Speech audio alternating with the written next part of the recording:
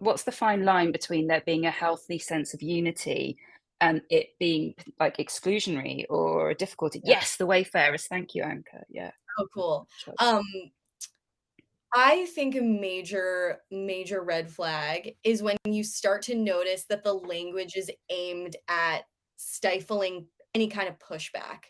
Um, Mm, a little bit of us versus them dynamics are, I think, kinda natural. It's like a lot of companies are you have to hype up your team and get them high on their own supply in order to make them feel like this is not just a job, it's a purpose. Because our generation especially, like, has conflated, and it's not our fault, it's our diseased system, but, yeah, we've, like, conflated our labor with our purpose, and companies know that if your job doesn't give you purpose, you're not as likely to stay. And so a lot of the language aims at generating that sense of solidarity and larger purpose. But I think when it starts to get dangerous is when you notice that the there are thought terminating cliches, which I mentioned in the book. There are these sort of like stock phrases that shut down any kind of independent thinking or questioning.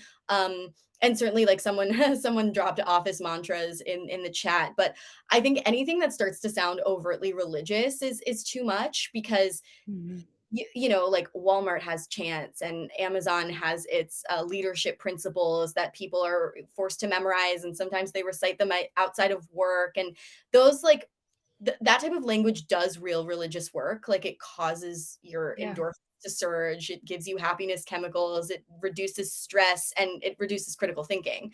And that's not the type of thing that you should be doing at work. So I think yeah, and it's no accident that a lot of startup language has started to turn in the direction of the mystical. It's like startup.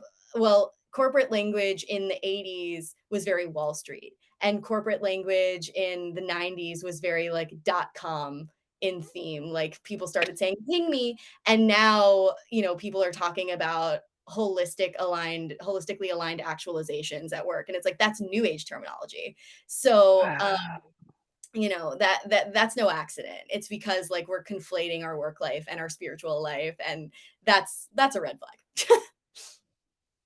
100%.